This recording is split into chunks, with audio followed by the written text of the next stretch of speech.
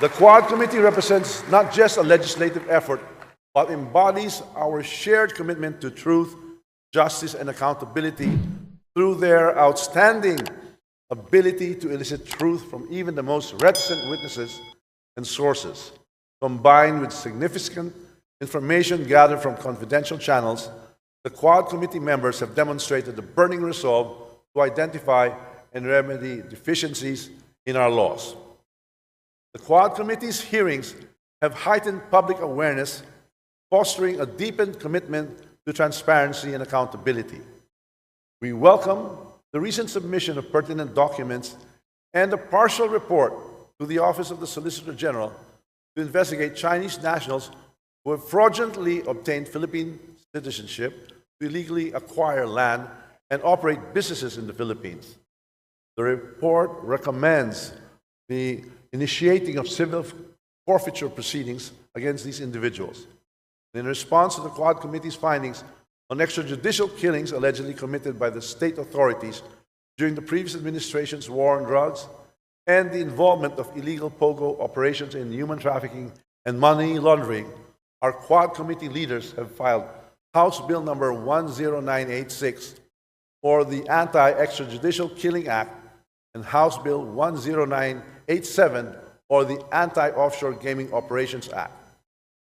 The Anti-Extrajudicial Killing Act explicitly classifies extrajudicial killing as a heinous crime, ensuring that anyone, regardless of rank or position, found guilty of such acts faces appropriate criminal penalties.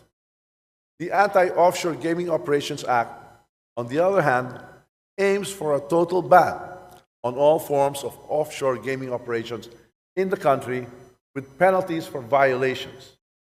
These legislative measures address long-standing issues that have been condoned or even encouraged by certain individuals, and they will lead to legal actions against those involved. But let us not be naive to the reality we face. Those who seek to hide the truth will always resist, and our efforts are not immune to attack. The Quad Committee and our young guns have become the target of those who prefer the shadows over the light. They attempt to undermine our work, casting aspersions and spreading false narratives discredit our pursuit of accountability. Yet, as we stand here today, we reaffirm our commitment to this duty. We are here to do the work without fear or favor, on a mission to uncover the truth. No matter how uncomfortable it may be for some, we understand that this journey will not be easy, and that standing for what is right often means standing against the tide. But history has shown us time and again that no force can stand against the truth for long. Evil may cloak itself in power, influence, and wealth, but in the end, it is goodness that triumphs. Truth, though sometimes slow to reveal itself, will always, without fail, prevail.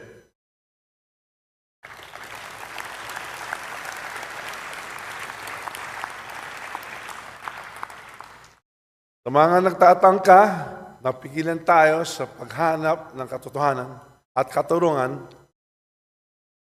kaya isa lamang ang sasabihin ko sa inyo, hindi kayo magtatagumpay sa masamang hangarin ninyo.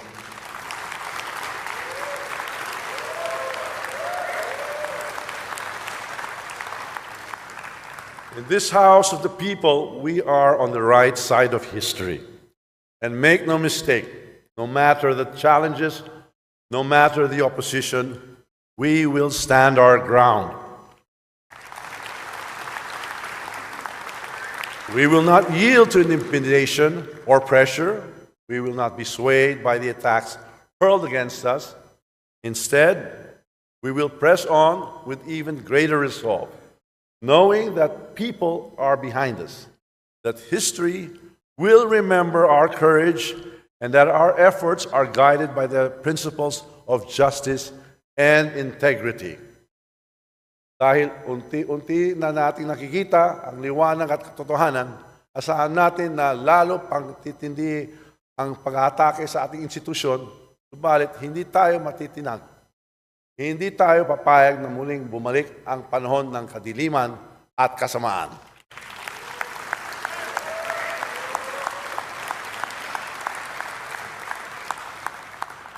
To those who may question our motives, I say this: we are here for the people, we are here for the truth, and for the enduring ideals of this republic. Our work transcends personal ambition. It is about laying the foundation for a nation that is free, just, and governed by the rule of law. We are building a legacy that our children and grandchildren can look back on with pride. This fight for truth is not for the faint-hearted. It demands courage, perseverance, and unity. We must remember that the road to justice is often fraught with trials. The forces of darkness will not relent easily. They will use every means at their disposal to obscure the truth, sow doubt, and weaken our resolve. But as long as we hold fast to our principles and remain united in this purpose, we will prevail.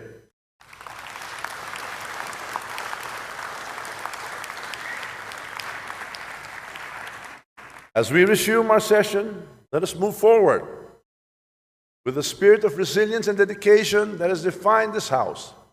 Especially during our recent response to the typhoon, let us advance with a sense of duty, a commitment to service and dedication.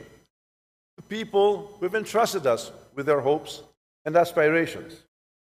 Today, as we stand on the right side of history, not just as witnesses, but as architects of change, the people are watching. History is watching. Let us not falter, for we hold the power to shape the destiny of our nation. Ladies and gentlemen of this chamber, we recognize that the House of Representatives cannot address every national issue alone. The Filipino people understand this as well.